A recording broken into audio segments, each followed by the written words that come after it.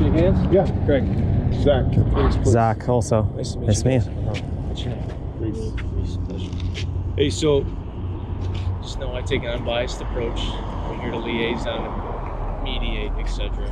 We have complaints in reference to the volume of the speech, understanding the speech is protected, the content, unless it's a fighting word or something like that, which that's not what that was. Yeah.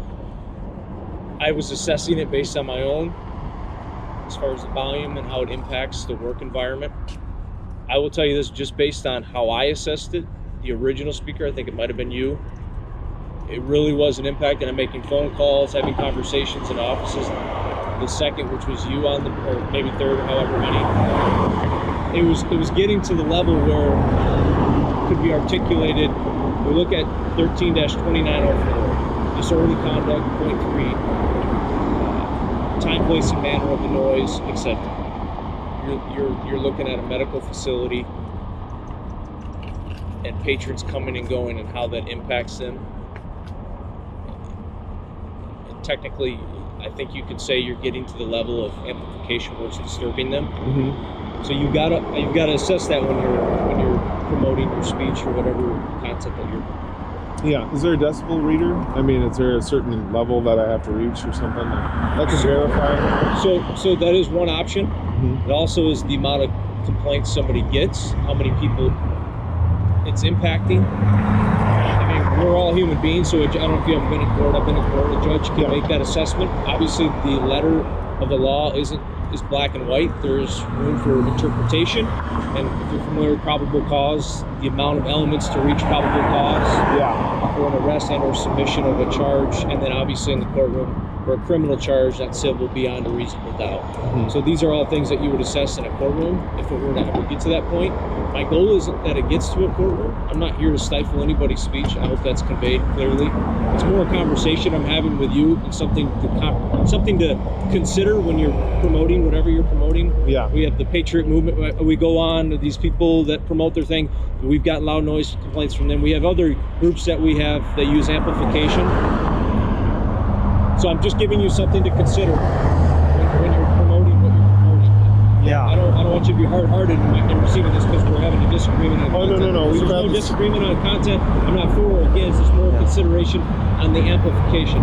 We just want to be lawful. I think we just want to be lawful. That's why he was asking the question, is there something objective that we're violating? Yeah.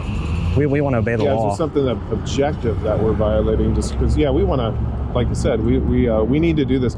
Babies are dying in here, and so that's why we. I hope. What was your name again? Sorry, first name. Zach. Zach. I hope you can appreciate this. I hope you can.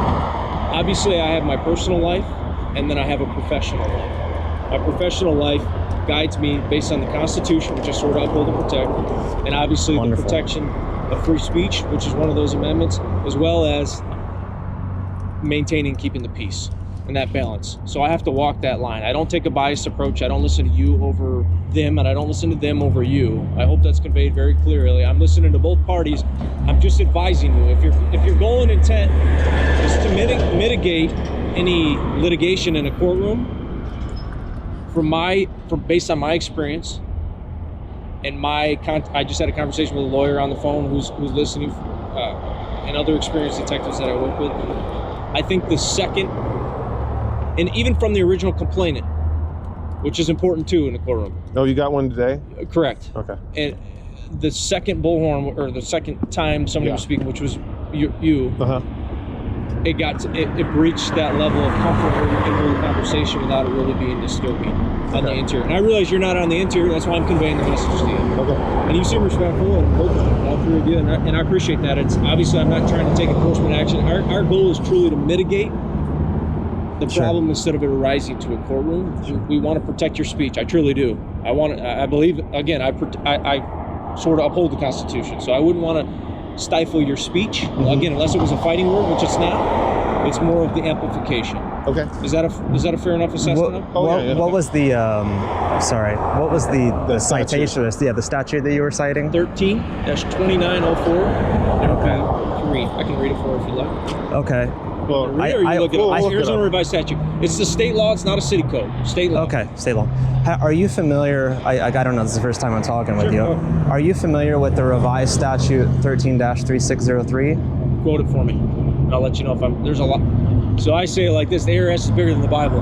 So I haven't memorized. I don't know if I've memorized the entire Bible, but I haven't memorized the entire ARS. Unfortunately, no. Okay. Unfortunately, So no. go ahead. Well, the revised statute states that anyone who intentionally procures the miscarriage of a woman's child by chemical or surgical means is subject to prosecution. So I don't know if you're familiar with that statute, but when I say that we're trying to be lawful out here, I genuinely mean in accordance with God's law and Arizona state law by saying what's going on there is illegal by state standards. So that's why we come also to proclaim the fact that this is against state law and to acknowledge officers like yourself who we very much respect and acknowledge that your office is given to you by God, and just like you said, with a responsibility to uphold the Constitution of our union. And so we would just exhort you, if you were unaware of that before, that is a duty that you have to enforce Arizona state law. I'll tell you this. I'll say this.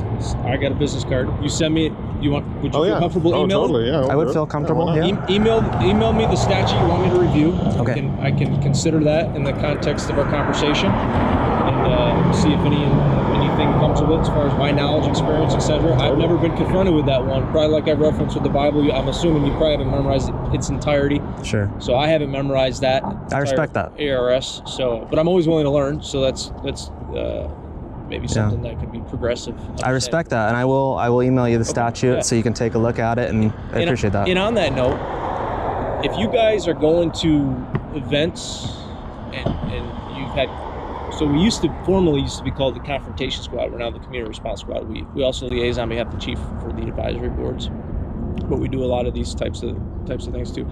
If you think that it might be a benefit for us to be aware of something like this, that's you're promoting, your speech or whatever, and you have had confrontations in the past. Obviously, we want to mitigate those confrontations. Yeah. So, and I don't know to what scale or where you go, or however, you don't have to get into all those details. But regardless, if you want to shoot me an email, or I think my phone number. Yeah, on we'll do that. It's a cell phone. You can text me, what have you. Sure. And let Got me it know. all. I can't promise you I'm going to be everywhere all the time, but we have the staffing and the ability to attend or be present in the vicinity to watch it. Obviously, I'm in a non-uniform presence. The goal isn't to hinder or intimidate anybody from promoting what they're promoting, as long as we're following that free speech, non-fighting words. We appreciate. I'm sorry, Craig. Yep. Yeah, we appreciate that, Craig. Honestly, our hearts behind what we're doing here today is not just to reach these women with hope and help, practical things. I'm sure you would agree with, but I mean also to be lawful. So when we ask questions like, is there something objectively that we're violating? And then someone says, well, it's kind of subject to interpretive aspects. There's a lot of it. In our minds, in terms of legal court precedents and everything that has come before us protecting free speech and amplified free speech, we would say, well, if it's open to interpretation, then a lot of these things, even a civic free speech, could be considered outrageous or offensive or disturbing the peace. So in this case, I think that would fall into that same category. And obviously we could have a conversation about that further, but that would be our position, is we want to obey the law. If there's a genuine law that we violated, we want to be in compliance with it. I don't believe that we have, and so that's why we're here and we continue to do what we do. I'm going to reference the statute if you want to look this one up too. It's not related to this at all, but as an example of what you're saying, because I think everybody can relate. This is what most people know law enforcement as for speeding, right? Traffic stops, whatever. Well, only if you drive poorly. So right? the statute states 28-701A, which is the traffic code. Speed greater than reasonable and prudent. Speed greater than reasonable and prudent.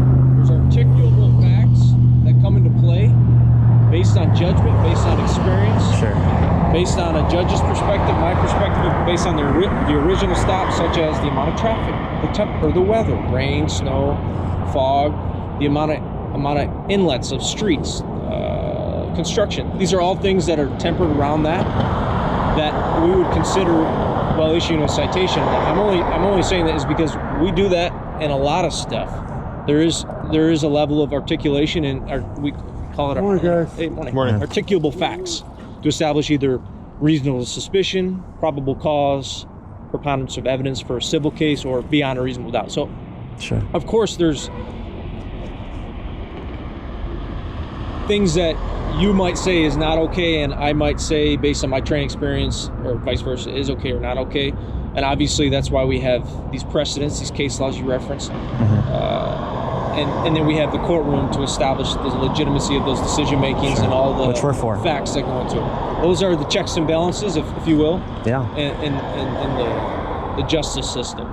Whether you agree with it or not, I'm not going to tell you I agree with every law or disagree. You know, that's not for me. I sworn to uphold it. So Of course. that's where I'm at. As far as the original one you referenced about, I think something 13-3603. Yeah, 13-3603. Have you filed a criminal complaint, or have you asked for a detective to review anything or filed a complaint? Because that's traditionally how it works. Maybe you could help me with that. I mean, what would be the process for that? How would we go about Well, doing if you that? specifically saw a case of something, you thought you were a victim of a crime, Yeah. so you were victimized and you would be the victim and you would testify in court, would be how it would originally work. If you're suspecting a business Yeah. violating something, then obviously you would want to file a formal complaint with your local precinct, or if you want to call down to the headquarters, something like this. But as far as the statute, I have no problem reviewing it. I'm not familiar with that one, so it might be informative for me. Well, the only question I would ask someone in your position is, I mean, Acacia Women's Center, we all know what goes on in there. I mean, you referred to it as a healthcare facility, but we know in terms of pregnancy, children, when a doctor reaches into a woman and tears that baby apart, I mean, we know what's going on. It's an intentional causing of a miscarriage. So we know that biologically, scientifically, scripturally, of course. I know you said there's kind of a division between your personal life and professional life, but there's absolutely no disputing that that's what's going on in there. So when we cite that revised statute, the purpose of that is to say, we know what these businesses are doing. They're causing the intentional miscarriage of a child, of an unborn child in a woman's womb. And there is current Arizona state law that's never been changed, that's never been rescinded, and never been done away with. And it says that anyone who does that is subject to prosecution. I believe the statute is 2 to 5 years, at least. So I'm not a lawyer, so I don't want to litigate this right here on the side of here, on the side of this. No, I understand your position. I just want to explain just it. hear me on this. From my knowledge and experience, and I don't say it supersedes any lawyer, but you also want to take into account federal law and how they balance each other as far as one. That's so important. It is. That is so important. This is the conversation that needs to be had, is what is the relationship between state law and what is the responsibility of a federal court? You reference federal court, so I'm assuming Roe v. Wade could be along the lines of what you're referring to.